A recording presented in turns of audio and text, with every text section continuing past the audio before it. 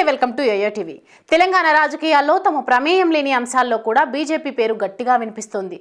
మీరు కొట్టుకోండి కానీ నన్ను ఎంటర్టైన్ చేయండి అన్నట్లుగా కాంగ్రెస్ బీఆర్ఎస్ల మధ్య జరిగే కౌంటర్ అటాక్లను చూస్తుండేది.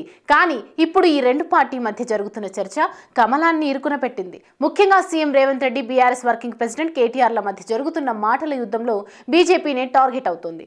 జైలుకు పోవాల్సిన రేవంత్ ను బీజేపీ కాపాడుతోందని కేటీఆర్ అంటే అదే మాటను కాంగ్రెస్ అంటోంది. అవినీతి చేసి అడ్డంగా దొరికిన కేటీఆర్ గురించి ఆధారాలతో సహా గవర్నర్ ముందు పెట్టిన అరెస్టుకు పర్మిషన్ ఇవ్వడం లేదని కాంగ్రెస్ అంటోంది.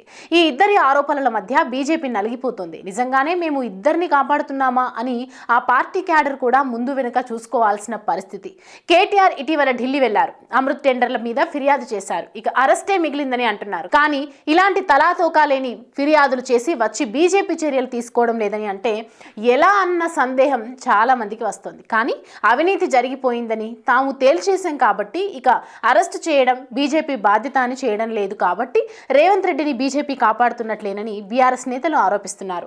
కేటీఆర్ నేరుగా ట్వీట్లు పెడుతున్నారు. కాంగ్రెస్ నేతలు మాత్రం గవర్నర్ ఏదో ఏసీబీకి ఆ పర్మిషన్ ఇచ్చి ఉంటే ఈ పార్టీకి అరెస్ట్ అయ్యి ఉండేవారని, కానీ ఆ పర్మిషన్ గవర్నర్ ఎందుకు ఇవ్వడం లేదని ప్రశ్నిస్తున్నారు.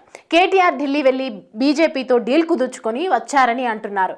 కానీ కేటీఆర్ మాత్రం రివర్స్లో బీజేపీపై ఆరోపణలు గుప్పిస్తున్నారు. ఈ వ్యవహారం మొత్తానికి బీజేపీ మెడకు చుట్టుకుంటోంది. రెండు పార్టీలు కలిసి బీజేపీనే బ్లేమ్ చేస్తున్నాయి. బండి సంజయ్ లాంటి బీజేపీ నేతలు మాత్రం నిరూపించాలని సవాలు చేస్తున్నారు. చూడాలి మరి ఈ వివాదం ఎంతవరకు వెళ్తుందో.